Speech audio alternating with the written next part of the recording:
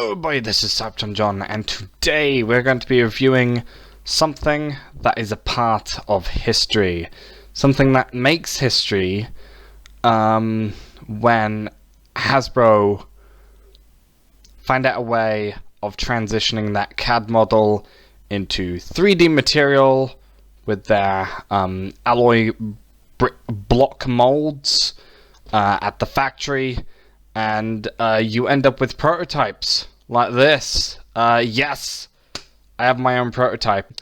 Not gonna go on an absolute educational rant about prototypes because I want to actually review this one. So this is a test shot of Alternators Hound, or his remolds, Swindle, Rollbar and Rollbar. Apologies. In this white and green color scheme, and I have to say this caught my eye absolutely amazingly, and for the most part, I mean, it looks amazing. It looks like a different character altogether.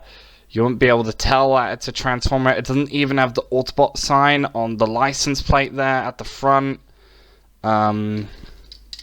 Oh, that's not plugged together properly. Oh dear. Okay, there we go. But yeah, you got Jeep at the back there. But yeah, this is mostly about the plastic tooling when it comes to prototypes. It's not so much about the paint. There is a bit of paint on here. You got some paint here on the windscreen right here. And I'm gonna show you a couple of features as well. So I believe this is paint. The spare tire back here is paint. You got the silver exhaust back here, that is paint. But yeah, for anyone who doesn't know with alternators, they're 1/24 scale models of the actual ones, and Hasbro bought the rights to be able to use accurate depictions of these vehicles to reimagine these characters from G1, which is what we got here basically. But yeah, anyway, here he is. If you want the so here we have the Swindle or Rollbar look, and then if you want to, you can take this off to get a more Hound flavor. I'm keeping it on just because. But yeah, I'm gonna show you some of the features that it can do in this mode. So doors can open like so. The bonnet can also open, and you can see that there's an engine block in there. It's very cool. It's probably not the actual engine block. I'm not very sure. You can see some cylinders in there and stuff like that, but yeah, I'm not very sure about how accurate that engine block is really. But yeah, you can close that up. Close that up in there.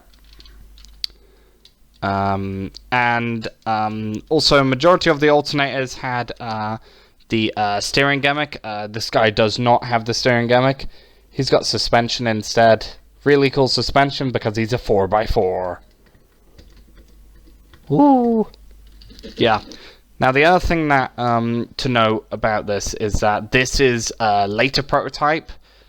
So by this point, they've got majority of tolerances figured out, and they're experimenting with a couple of bits. So experimenting with a bit of paint. So the engine block has some silver paint to it, as you have seen, and they're also testing out other bits that I'll actually show off. But they're also testing out the vac metal, which you can see on the wheels and here.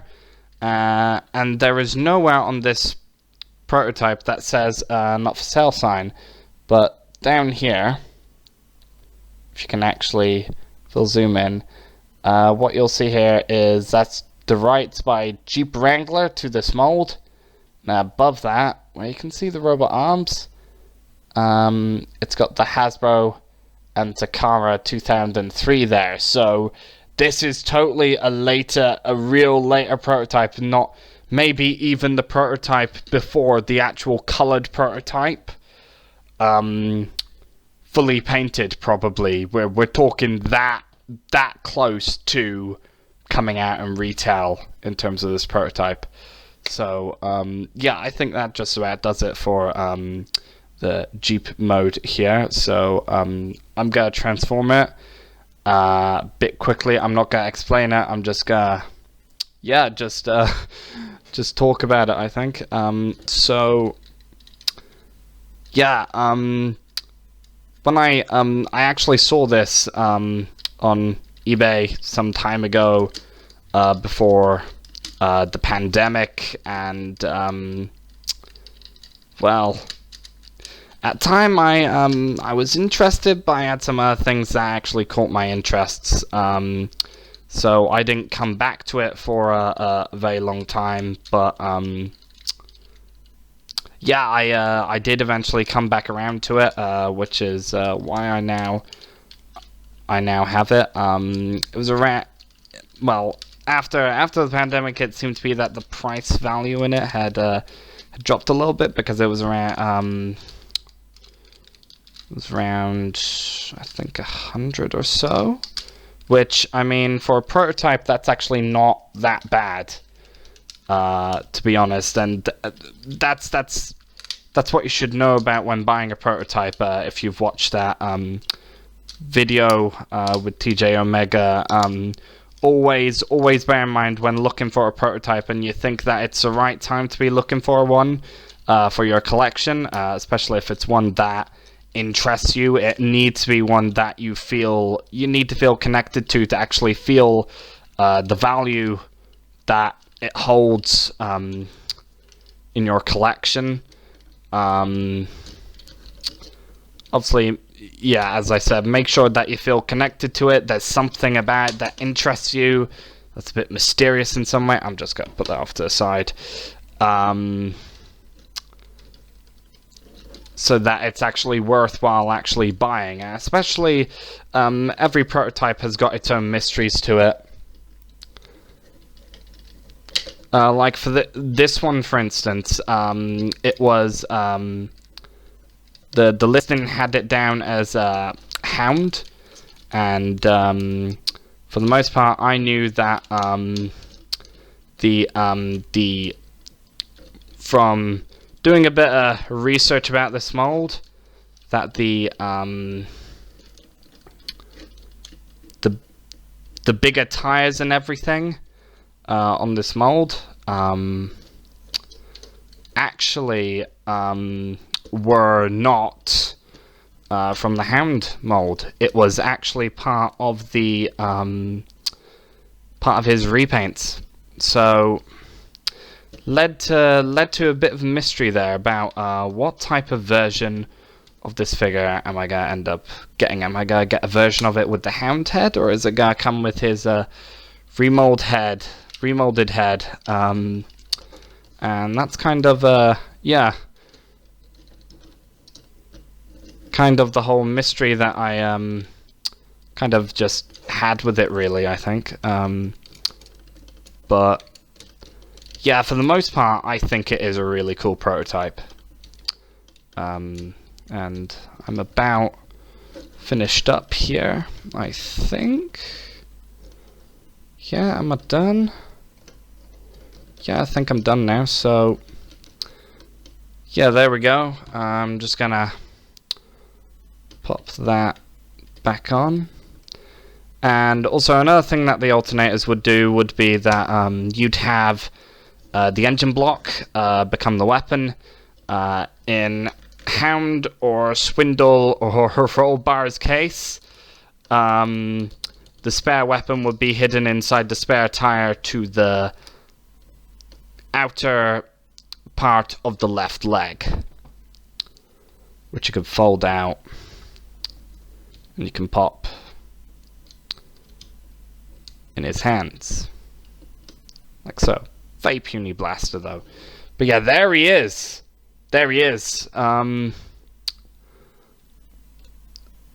Again, it's very much more about the tooling than the paint with this, but it does feel like you've got Hound's arms, Hound's legs, and you got this weird body color, which makes a completely different character. And then what it looks like it's got on top here is looks like Trailbreaker's head. Apparently they were gonna do Trailbreaker, and then they couldn't get the rights to it at the time, so they had to go with Rollbar and Swindle, unfortunately. But yeah, looks like a Trailbreaker head to me, this does, because it's all black.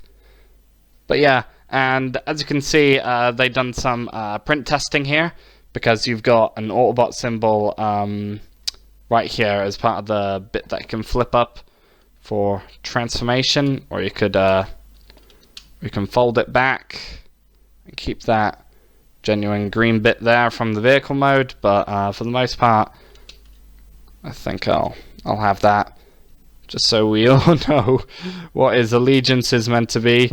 But yeah, I mean, it is a really awesome prototype. I'm really happy that I got it. And again, appealed to me just because of how interesting it is. And he looks awesome. He just looks absolutely awesome. And he's probably one of the better alternators that you could get from this period of Transformers as well. We're talking before Masterpiece, before MPO1. Alternators would be considered Masterpiece by this point. I'll talk you through some articulation. Right, so articulation wise, his head can go all the way up, which is, yeah, and it can kind of turn side to side. It's on a weird bull socket in there. His arms are on little armatures that come out, but they can go out a bit. They just, yeah, they do all sorts of weird stuff here. They can go up, down. You got no bicep swivel. This is before bicep swivels even were a thing. You got elbows, got wrists, and his wrists can go up and down if you want, and he's got movable hands as well. Index is the index finger is separate, and then the rest are just on a pin. But yeah, that is that. He does, amongst all this junk, have a bit of a waist rotation there.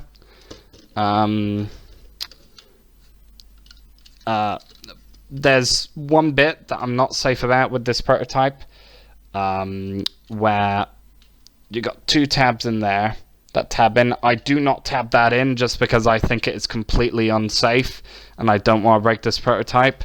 But just because of that being there does mean that if you want to, you can give him a bit of an ab crunch if you want.